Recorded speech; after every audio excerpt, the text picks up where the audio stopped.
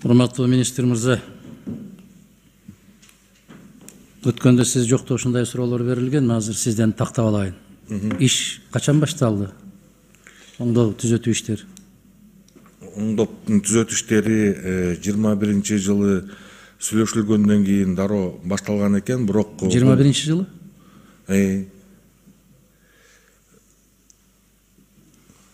Качан кол коюлуп атат? Өзбекстандын өкмөтү тарабынан бул күзүндө 21-жылы күзүндө бизге баягы бул өздөрүнүн каражаты менен салынып аткан негизинде таможнядан жанакы техникалык кээ бир материалдарды алып өткөндө кыйынчылыкка туудурат экен. Үстүнөн биз налог төлөбөшүндө анан ошондо сентябрда 3-сентябрда 22-жылы МИД Өзбекстандын Наманган облусунун Камалы Косонсай жоопкерчилик шектелген коомунун жумушчулары менен иштейбиз деп ошондо бизде сунушталганда сентябрдын 29-unda бизге сунушталып атат. Кыргыз Республикасы Президентинин 30 мартында 22-жылдан 1-апрелден баштап чек ара областындагы ыйгарым укуктуу өкүлдөрдүн жана Өзбекстан Республикасынын чек ара. Сиз шашпаңыз. 22-жылдын 1-апрелине кол коюлуп атат, Ооба. Анан кантип 21-жыл башталып атат? Булар баягы макулдашылгандан кийин өздөрү алып техникаларын алып келип биринчи башташкан экен мындай. Уруксат жок эле. Жок, макулдашуунун негизинде. Ким менен макулдашыптыр? Бул баягы мурдакы макулдашуунун негизинде иш баштайбыз деп. Ким менен макулдашыптыр? Кайда ошол макулдашуу мурдакы? Эки президенттин башында мен жана айтып кеткендей, Жок, айтып кеткениңизде бизде 2022-жылдагы 1-апрелдеки келишим турат. Баштагы келишим кайда?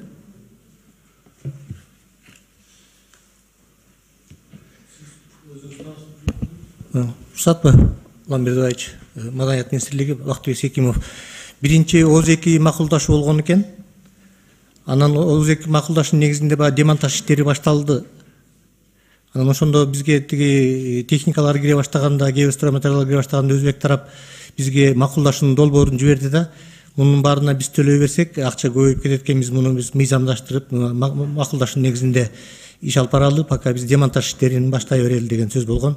Анан бул жерде реконструкция иштери параллель кетти да.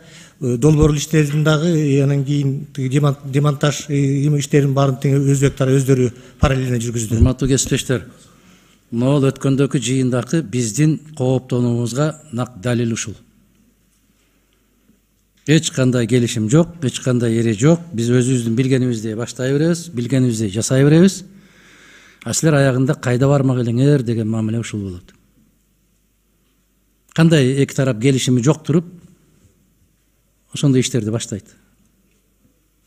Ким уруксат берген? Баштай коеюн. Бизде буга чейин биз тараптан иштелип чыккан проект бар болчу. Ал проект негизинде алды биздики общестроительный работалар деле болчу. Сиз кечиресиз, могул жерде келишимде бүтүндөй бардык долбоорлорду, ага кеткен чыгымдарды биз иштетебиз, биз тараптан болот, өзбек архитектурасы тарабынан кетет, чыгашалардын баарын өзүбүз көтөрөбүз деп турат бул жерде.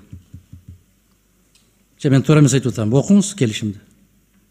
Ал жерде чыгымдарды деп аткан себеби биздеги жана макулдашуудагы тех условия тигиндей мындайлар чыгымдарды биз жана көтөрөбүз. Жана көтөрбөйсүз сиз, көтөрбөйсүз. Жок, мусорлорду каякка министр кечирип коюңуз. Мына министр Алтынбек мырзанын берген маалымат катында турат. Биз тараптан финансылык эч кандай чыгаша сарпталбайт деп. Окубайсыңарбы бири-бириңерге жазган кагазды? Жана согласительный маселелерге ар кандай чыгымдарга деп биз тарап өзүбүзгө алганбыз. Ошол жерде 350 000 сом бар. Анда жазылган да. Биз тараптан ушунча чыгым кетет деп. Ал жерде жазып атпайсыңар. Биз тараптан таптакыр чыгым кетпейт деп. Курулуш иштерине кетпейт, макулдаш иштерине кетишим бизден. Дарт десе бала дей турган болуп калдыңар, урматтуу кесиптештер. Мынаны эске алыңыздар. Өткөндө биз чек ара маселесин карап атканда мен кайра көңүл бурдурдум эле. 96-жылдагы келишимди бирөө да окуган жок. Могул жерде түбөлүк достукка шилтеме жасап атат. түбөлүк достукка шилтеме жасап атат. Андан сырткары ошол кезде чек араны карап атканда дагы түбөлүк достукка бир шилтеме жасап койбойсуздарбы деп какшап аттым эле мен. А мына бир театрды оңдоп түзөтүү үчүн түбөлүк достукка шилтеме жасалып атат. Экинчи беренесинде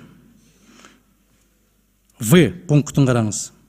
Реконструкция жүргүзүү үчүн зарыл болгон аймактарды бошотуу, тосуу, кошуулар, жолдор менен камсыз кылуу боюнча даярдоо иштерин жүргүзөт кыргыз тарап. Алтынбек мырза, буга эмне бюджеттен каражат кетпейби?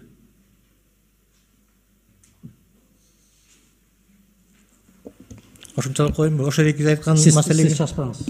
Шашпаңыз, мен министрге берип атам да.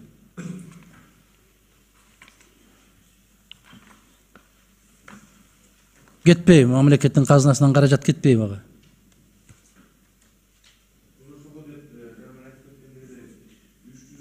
$50,000 каражат бергенбиз. А сиз биздин комитетке жазып атпайсызбы? Кыргыз тарабынан эч кандай чыгым сарпталбайт деп.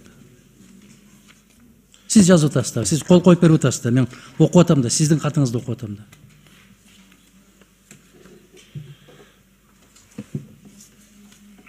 Же бирөө ошондой жасап коюптур деңиз, бирөө жазып койгон экен деп коюңуз.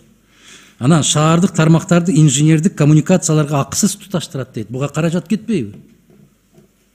Кыргызстанда куруучулардын бүтүндөй баарын какшагандары ушул инженердик коммуникацияларга туташуу маселесин коюшат.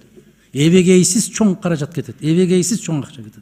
Анан сиз кандай кыргыз казынасынан бир тыйын кетпейт деп атасыз? ошо каражат 350 миң ошого берилип атпайбы биздин жана согласительный тех условиялар макулдашууга кеткен акчалар. Башка бизге курулуш иштерине бир тыйын акча которгон жокпуз. Жанагы макулдашуу четтерге кошулганына эле 350 миң сомду театрдын арган прочий расходуна суранган, ошону которуп бердик. Ошону биздин депутаттарга жазып аткан катыңызда киргизип коюңуз сиз дагы. Кыргыз тарабынан ушунча каражат кетет. Монол иштерге деп мен могул жерге канча деп жазып коюп атам. Эске алынганда бул кетти бул. Мына могул жерде айтып атасыз, сиз жазып атасыз, сиз кол коюп атасыз, министр мырза. Кыргыз Республикасынын Жогорку Кеңешинин эл аралык иштер, коргоо, коопсуздук жана миграция комитети, социалдык саясат комитети, бюджет экономикалык, фискалдык бардыгынан каралган. Биз тараптан эч кандай каражат сарп кылынбайт деп атасыз. Айтып атасыз, азыр 350 миң сом кетет. Ал эмне акча эмеспи? Реконструкциялоо жана жабдуулар иштери Өзбекстан тарабынан ишке ашырылат деп атасыз. Коммуникацияларды биз киргизебиз деп атасыз. Биринчиси, экинчиси. Бул парафирование мезгилине келгенде $5 миллион жөнүндө кеп кетип аткан, туурабы? Анан кийин 10 миллионго чыгыптыр. Кандай жаңылыш? Негизи бул жерде эч кандай ал жактан баалары көрсөтүлгөн эмес, болжолдуу $5 миллион чегинде деп өздөрүнүн кээ бир эмесинде айтылган. Жок. Келишим $5 миллион тегерегинде деп биз ушу комитеттен ушул жерден талкуулап, ушул жерден добуш бергенбиз. Макулдашуу, кол койгонго чейин. А кол койгондон кийин келип орун басарыңыз айтты, ушул 10 миллионго чыгып кетти, ушуну колдоп бериңиздер деди. Туура эмес маалымат берип атат. Анткени бизде курирующий орун басар Арабиядагы иш чаралар менен жүргөндүктөн ошол жаштар жагынан орун басар келип кичине жаңылыш маалымат берип алган экен бул жагынан. Силер кечирип коесуңар, $5 миллион оюнчукпу?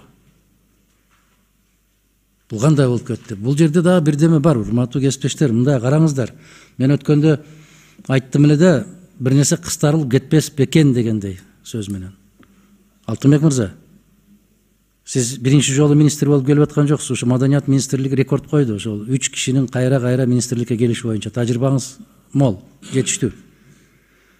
Кантип $5 миллион деп келишимге коесуңар дагы анан 10 миллионго чыгып кетти деп жибересиңер.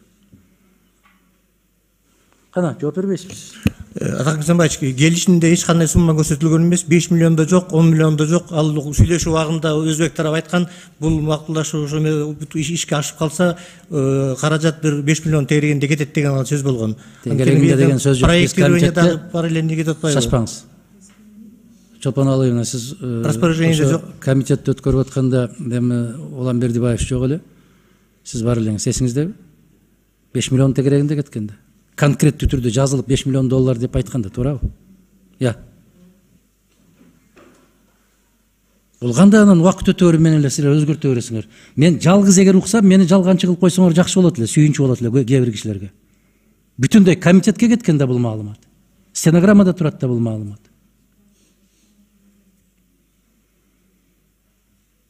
Ким жооп берет буга?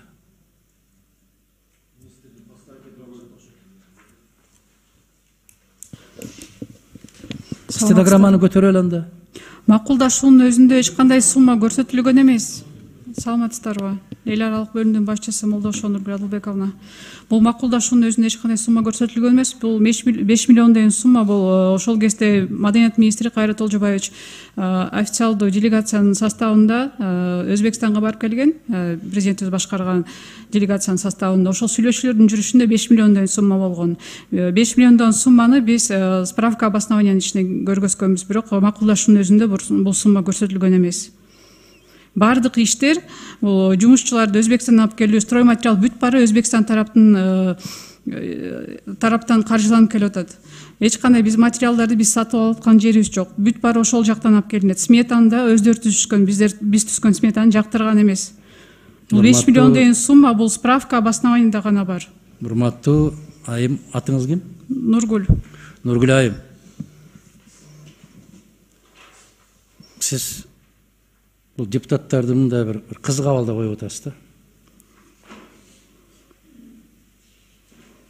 Эч кандай 5 миллион жөнүндө сөз болгон жок деп. Ушул жерден трибунадан туруп 5 миллион жөнүндө макулдашууга ратификация бериңиздер деп сурап келдиңиздер. Справка обоснованияда бар болчу. Ушундай сүйлөшүлгөн 5 миллион эсебинде. Урматтуу кесиптештер, анда мен дагы бир жолу айтам анда. Демек, биз чапанын тигип берет экенбиз. Ичине эмне салсак өзүбүз билебиз деген мамиле экен бул.